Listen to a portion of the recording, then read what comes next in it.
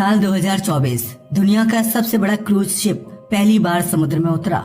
इसका नाम है आइकन ऑफ द सीज। पहली नजर में यह किसी जहाज से ज्यादा एक तैरते हुए शहर जैसा दिखाई देता है। सोचिए, एक ऐसी जगह जहां लगभग 10,000 लोग एक साथ रहते हैं। कोई सुबह स्विमिंग पूल में तैर रहा है, कोई थिएटर में शो देख रहा है, कोई रेस्टोरेंट में खाना खा रहा है और कोई अपनी बालकनी से समुद्र का नजारा देख रहा है। लेकिन इस कहानी का सबसे हैरान करने वाला हिस्सा ऊपर दिखाई देने वाली चमक दमक नहीं है। असल रहस्य इस जहाज के सबसे निचले हिस्से में छिपा है। यह जहाज कई दिनों तक समुद्र के बीचों बीच रहता है, जहां आसपास सैकड़ों किलोमीटर तक कोई शहर, कोई बंदरगाह और कोई मदद मौजूद नहीं होती। ऐसे में सवाल उठता है, कितने लोगों के लिए रोज लाखों लीटर पीने का पानी कहां से आता है? हजारों लोगों के लिए खाना कैसे तैयार होता है? हर दिन निकलने वाला टनों कचरा कहां जाता है? और इतना विशाल जहाज बिना पलटे समुद्र की ऊंची लहरों पर कैसे स्थिर रहता है? इन सभी सवालों के जवाब छिपे हैं उस अदृश्य दुनिया में, जहां करीब 2,500 क्रू मेंबर्स दिन रात काम करते हैं। यही लोग इस तैरते हुए शहर को बिना रुके चलाते हैं। आज हम जानेंगे कि दुनिया का सबसे बड़ा क्रूज शिप अंदर से कैसे काम करता है और आखिर इंजीनियर्स ने एक पूरी आधुनिक सिटी को सिर्फ एक स्टील के ढांचे के अंदर कैसे समेट दिया। सबसे पहले इस जहाज के आकार को समझते हैं। आइकन ऑफ द सीज को फिनलैंड के मेयर्स तुर्कू शिपयार्ड में बनाया गया और जनवरी 2024 में इसने अपनी पहली कमर्शियल यात्रा शुरू की। इसकी लंबाई लगभग 365 मीटर है, यानी अगर इसे सीधा खड़ा कर दिया जाए तो यह लगभग 330 मीटर ऊंचे एफिल टावर से भी लंबा दिखाई देगा। इसकी अधिकतम चौड़ाई लगभग 67 मीटर है, जबकि इसका ग्रॉस टनेज लगभग 2,48,000 टन है।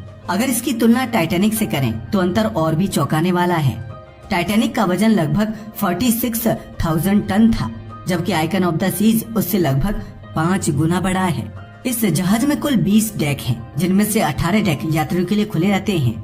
यहाँ 7 बड़े स्विमिंग पूल्स, कई वाटर स्लाइड्स, दर्जनों restaurants, theatre, casino, ice arena, shopping area और हजारों असली पौधों वाला सेंट्रल पार्क भी मौजूद है। यानी यह सिर्फ एक शिप नहीं, बल्कि एक चलता फिरता मॉडर्न सिटी जैसा है। लेकिन किसी भी शहर को चलाने के लिए सबसे जरूरी चीज होती है ऊर्जा। यहीं से इस जहाज की असली इंजीनियरिंग शुरू होती है। जहाज के सबसे निचले हिस्से में एक विशाल इंजन रूम बना है। यह किसी फैक्ट्री से कम नहीं दिखता। यहाँ 6 बड़े ड्यूल फ्यूल मरीन इंजन लगे हैं, जिन्हें फिनलैंड की वर्तसिला कंपनी ने बनाया है। ये सभी मिलकर लगभग 89 मेगावाट बिजली पैदा करते हैं। इतनी शक्ति लगभग 1,20,000 हॉर्स पावर के बराबर होती है। पहले ज्यादातर क्रूज शिप्स बहुत ज्यादा फ्यूल ऑयल का इस्तेमाल करते थे। इससे काला धुआं निकलता था और प्रदूषण भी बहुत ज्यादा होता था। लेकिन आइकन ऑफ द सीज इस मामले में पहले के जहाजों से अलग है। यह मुख्य रूप से लिक्विफाइड नेचुरल गैस यानी LNG पर चलता है। इस गैस को लगभग -162 डिग्री सेल्सियस तापमान पर तरल रूप में रखा जाता है। इसके लिए जहाज में विशेष क्रायोजेनिक टैंक्स लगाए गए हैं, जिनका वजन सैकड़ों टन होता है। LNG के इस्तेमाल से सल्फर और सूट जैसी हानिकारक गैसों का उत्सर्जन लगभग खत्म हो जाता है और कार्बन डाइऑक्साइड एमिशंस भी पारंपरिक हैवी फ्यूल ऑयल की तुलना में काफी कम हो जाते हैं। हालांकि पूरी तरह खत्म नहीं होते, लेकिन केवल फ्यूल बदल देना ही काफी नहीं था। इंजीनियर्स ने सोचा कि जब इंजन लगातार हीट पैदा कर रहे हैं तो उसे बेकार क्यों जाने दिया जाए। यहीं से शुरू होती है इस जहाज की सबसे दिलचस्प तकनीक। इंजन से निकलने वाली अतिरिक्त गर्मी को एक विशेष हीट रिकवरी सिस्टम के जरिए इकट्ठा किया जाता है। फिर उसी गर्मी का इस्तेमाल जहाज के अंदर कई अलग अलग कामों में किया जाता है। इसी ऊर्जा से सभी स्विमिंग पूल्स का पानी गर्म रखा जाता है। केबिन्स और दूसरे इंडोर एरियाज में हीटिंग दी जाती है और कई दूसरे सिस्टम भी बिना अतिरिक्त फ्यूल जलाए चलते रहते हैं। यानी जो हीट पहले बेकार चली जाती थी, अब वही जहाज के लिए एक अतिरिक्त एनर्जी सोर्स बन जाती है। इतना ही नहीं, आइकन ऑफ द सीज को भविष्य में हाइड्रोजन फ्यूल सेल जैसी नई तकनीकों के उपयोग के लिए तैयार किया गया है। हालांकि इसकी मुख्य ऊर्जा आज भी LNG से चलने वाले 6 ड्यूल फ्यूल इंजन से ही आती है। हाइड्रोजन फ्यूल सेल टेक्नोलॉजी का उद्देश्य भविष्य में समुद्री परिवहन को और अधिक क्लीन और एफिशिएंट बनाना है। लेकिन इतनी बिजली आखिर खर्च कहाँ होती है? सिर्फ इंजन ही नहीं, बल्कि हजारों एयर कंडीशनर्स, सैकड़ों एलिवेटर्स, विशाल LED screens, theatre lightning, kitchens, refrigeration systems और हजारों कमरों में चलने वाले इलेक्ट्रिकल इक्विपमेंट हर समय बिजली की मांग करते रहते हैं। अगर मेन पावर सिस्टम अचानक बंद हो जाए तो क्या होगा? ऐसी स्थिति के लिए जहाज में कई बैकअप जनरेटर्स लगाए गए हैं। जैसे ही मुख्य बिजली सप्लाई रुकती है, ये जनरेटर कुछ ही सेकंड में अपने आप चालू हो जाते हैं और सभी जरूरी सिस्टम्स को बिजली देना शुरू कर देते हैं। यानी यात्रियों को अक्सर ये महसूस भी नहीं होता कि जहाज के अंदर कोई तकनीकी समस्या आई थी। लेकिन अब एक और सवाल सामने आता है, इतना ऊंचा और भारी जहाज समुद्र की तेज लहरों में पलटता क्यों नहीं? ऊपर से देखने पर ऐसा लगता है कि इसका ज्यादातर वजन ऊपरी हिस्से में है, इसलिए इसे थोड़ा सा झटका भी असंतुलित कर सकता है। लेकिन असलियत बिल्कुल अलग है। जहाज के सबसे भारी हिस्से जैसे engine, LNG tanks, generators, water storage tanks और डिसैलिनेशन प्लांट सभी वाटर लाइन के नीचे लगाए जाते हैं। यानी जहाज का सेंटर ऑफ ग्रेविटी बहुत नीचे रखा जाता है। यही कारण है कि तेज लहरें आने के बावजूद यह आसानी से संतुलन बनाए रखता है। इसके अलावा जहाज का आगे वाला हिस्सा यानी वो विशेष एरोडायनेमिक और हाइड्रोडायनेमिक डिजाइन के साथ बनाया गया है। यह लहरों को सीधे टक्कर देने के बजाय उन्हें काटते हुए आगे बढ़ता है। इससे फ्यूल की बचत भी होती है और यात्रियों को झटके भी कम महसूस होते हैं। लेकिन केवल यही काफी नहीं है। समुद्र में कई बार तेज क्रॉस विंड चलती है। इतनी बड़ी संरचना पर हवा का दबाव बहुत ज्यादा पड़ता है। अगर इसे नियंत्रित ना किया जाए तो जहाज एक तरफ झुक सकता है। इस समस्या का समाधान करने के लिए जहाज के दोनों तरफ वाटर लाइन के नीचे बड़े रिट्रैक्टेबल स्टेबलाइजर फिन्स लगाए गए हैं। ये बिल्कुल एयरप्लेन के विंग्स की तरह काम करते हैं। जहाज में लगे सेंसर्स और जायरोस्कोप्स हर सेकंड उसकी हलचल को मापते रहते हैं। जैसे ही कोई बड़ी लहर जहाज को एक तरफ झुकाने की कोशिश करती है, कंप्यूटर तुरंत इन स्टेबलाइजर फिन्स का एंगल बदल देता है। इससे पानी के अंदर एक विपरीत फोर्स पैदा होती है जो जहाज को वापस संतुलित कर देती है। इसी वजह से ऊंची लहरों के बीच भी ऊपर बैठे यात्री आराम से खाना खाते हैं, शो देखते हैं और कई बार उन्हें यह एहसास तक नहीं होता कि बाहर समुद्र कितना उग्र है। लेकिन जहाज की सबसे बड़ी चुनौती अभी बाकी है। समुद्र के बीच 7 दिनों तक रहने वाले लगभग 10,000 लोगों के लिए रोज लाखों लीटर मीठा पानी कहां से आता है? यही वह तकनीक है जिसने इस तैरते हुए शहर को पूरी तरह आत्मनिर्भर बना दिया। करीब 10,000 लोगों के लिए रोज लाखों लीटर पानी की जरूरत पड़ती है। अगर इतना पानी पहले से टैंकों में भर कर ले जाया जाए तो उसका वजन ही जहाज की क्षमता पर भारी पड़ जाएगा। इसलिए आइकन ऑफ द सीज अपने सफर के दौरान अपनी जरूरत का अधिकांश मीठा पानी खुद तैयार करता है। जहाज के निचले हिस्से में अत्याधुनिक डिसैलिनेशन प्लांट लगाया गया है।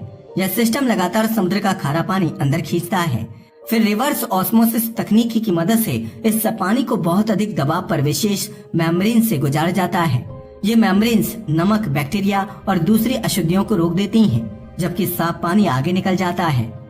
इसके बाद पानी कई क्वालिटी टेस्ट से गुजरता है, तभी उसे पीने, खाना बनाने, नहाने और बाकी सभी कामों के लिए इस्तेमाल किया जाता है। कई विशेषज्ञों के अनुसार इस तरह तैयार किया गया पानी कई शहरों के नल के पानी से भी अधिक शुद्ध होता है। लेकिन पानी बनाना ही काफी नहीं है। हर दिन हजारों लोगों के लिए भोजन तैयार करना भी किसी छोटे शहर को चलाने जैसा काम है। सिर्फ एक सप्ताह की यात्रा में कई टन चिकन, बीफ, फल, सब्जियां, डेयरी प्रोडक्ट और हजारों अंडों की खपत हो जाती है। यही कारण है कि जहाज के निचले हिस्से में विशाल कोल्ड स्टोरेज और फूड वेयर हाउसेस बनाए गए हैं, जहां अलग अलग तापमान पर खाद्य पदार्थों को सुरक्षित रखा जाता है।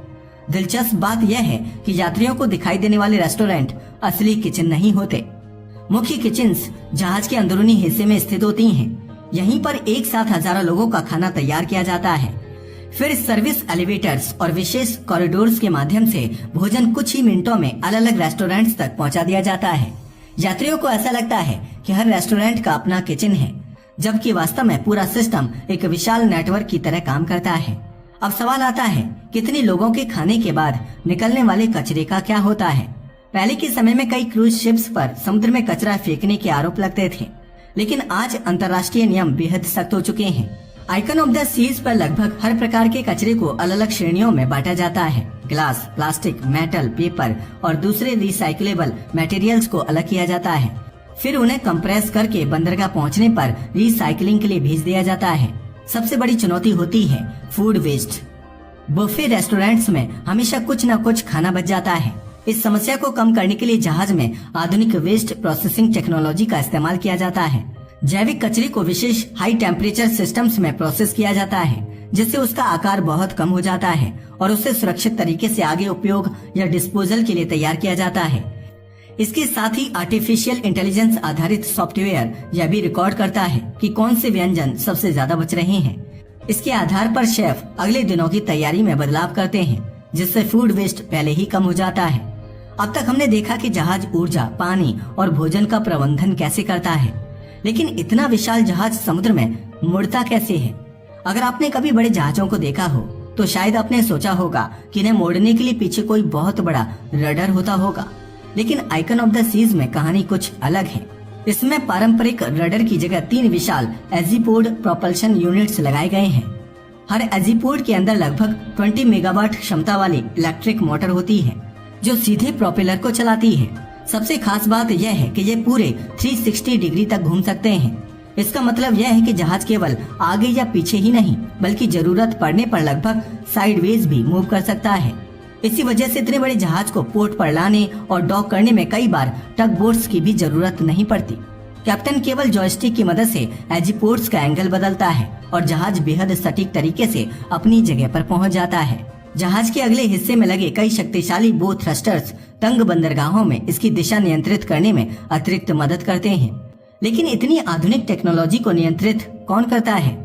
जहाज की ब्रिज किसी साइंस फिक्शन फिल्म के कंट्रोल रूम जैसी दिखाई देती है। यहाँ लकड़ी का पारंपरिक स्टीयरिंग व्हील नहीं होता, बल्कि चारों तरफ बड़ी बड़ी डिजिटल स्क्रीन लगी होती हैं।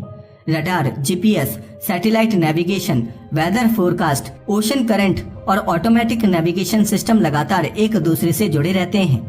कैप्टन और नेविगेशन टीम हर सेकंड जहाज की स्थिति पर नजर रखते हैं। ब्रिज के पीछे एक और ऐसा कमरा है जहां आम यात्रियों का प्रवेश पूरी तरह प्रतिबंधित होता है। यही है जहाज का सिक्योरिटी कंट्रोल सेंटर। यहाँ 24 घंटे अधिकारी हजारों fire sensors, water tight doors, ballast tanks और पूरे जहाज में लगे सीसीटीवी कैमरास की निगरानी करते रहते हैं। अगर जहाज के किसी भी हिस्से में असामान्य गतिविधि होती है तो कुछ ही सेकंड में उसका अलर्ट कंट्रोल रूम तक पहुंच जाता है। लेकिन इस तैरते हुए शहर की सबसे दिलचस्प दुनिया अभी भी यात्रियों की नजरों से छिपी रहती है। जहाज के निचले 4 डेक पूरी तरह क्रू के लिए बने हैं। यहीं लगभग 2350 क्रू मेंबर्स रहते और काम करते हैं। इन डेक्स के बीच एक लंबा सर्विस कॉरिडोर बनाया गया है जिसे क्रू मजाक में I-95 कहता है। पूरे दिन इसी रास्ते से इलेक्ट्रिक कार्स दौड़ते रहते हैं। कहीं खाना पहुंचाया जा रहा होता है, कहीं इंजीनियर्स मशीनों की मरम्मत कर रहे होते हैं, तो कहीं हाउस कीपिंग स्टाफ अगले काम की ओर बढ़ रहा होता है। यहाँ हर मिनट किसी न किसी टीम की ड्यूटी चल रही होती है। कुछ लोग केवल इंजन्स की देखभाल करते हैं, कुछ केवल इलेक्ट्रिकल सिस्टम संभालते हैं, कुछ वाटर ट्रीटमेंट पर काम करते हैं, कुछ केवल सेफ्टी ड्रिल्स की जिम्मेदारी निभाते हैं, जबकि हजारों क्रू मेंबर्स का काम सिर्फ यात्रियों को बेहतरीन सर्विस देना होता है। दिलचस्प बात यह है कि इस जहाज पर 60 से अधिक देशों के लोग एक साथ काम करते हैं। अलग अलग भाषाएं, अलग अलग संस्कृतियां और अलग अलग परंपराएं होने के बावजूद पूरा क्रू एक ही लक्ष्य के साथ काम करता है, जहाज को बिना रुके और बिना किसी परेशानी के चलाना। लंबे समय तक समुद्र में रहने वाले क्रू के लिए जहाज के अंदर अलग restaurant, gym, recreation room, laundry, hair salon और एंटरटेनमेंट एरिया भी बनाए गए हैं ताकि वे महीनों तक समुद्र में रहते हुए भी सामान्य जीवन जी सकें। हर सप्ताह सेफ्टी ड्रिल कराई जाती है ताकि किसी भी इमरजेंसी की स्थिति में पूरा क्रू बिना घबराहट के अपनी अपनी जिम्मेदारी निभा सके। यात्रियों को ऊपर केवल शानदार हॉलिडे दिखाई देती है, लेकिन उस हॉलिडे के पीछे हजारों लोगों की लगातार मेहनत, सटीक प्लानिंग और आधुनिक इंजीनियरिंग काम करती रहती है। करीब $2 अरब की लागत से बना आइकन ऑफ द सीज आज दुनिया के सबसे महंगे क्रूज शिप्स में गिना जाता है। हालांकि इसकी कमाई केवल टिकट बेचने से नहीं होती। Casino, premium restaurants, beverage packages, shopping, spa, entertainment shows और पेड एक्सकर्शंस जैसी सेवाएं कंपनी के लिए अरबों डॉलर का अतिरिक्त रेवेन्यू पैदा करती हैं।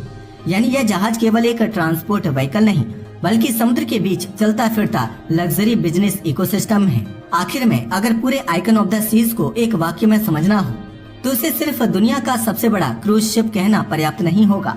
यह आधुनिक engineering, artificial intelligence, automation, energy management, water technology, waste recycling और ह्यूमन कोऑर्डिनेशन का ऐसा अद्भुत उदाहरण है जिसने समुद्र के बीच एक पूरी आत्मनिर्भर सिटी बसा दी है। ऊपर मौजूद स्विमिंग पूल्स, थिएटर और लग्जरी स्वीट्स यात्रियों को दिखाई देते हैं, लेकिन असली चमत्कार उन डेक्स के नीचे चलता है जहां हजारों लोग और सैकड़ों मशीनें हर सेकंड मिलकर इस तैरते हुए शहर को जीवित रखती हैं। शायद यही कारण है कि आइकन ऑफ द सीज सिर्फ एक जहाज नहीं, बल्कि यह इस बात का प्रमाण है कि जब इंजीनियरिंग, टेक्नोलॉजी और इंसानी सोच एक साथ काम करती हैं, तो समुद्र के बीच भी एक पूरी दुनिया बसाई जा सकती है। आज के लिए बस इतना ही। वीडियो पसंद आया हो तो इसे लाइक और शेयर करें। धन्यवाद।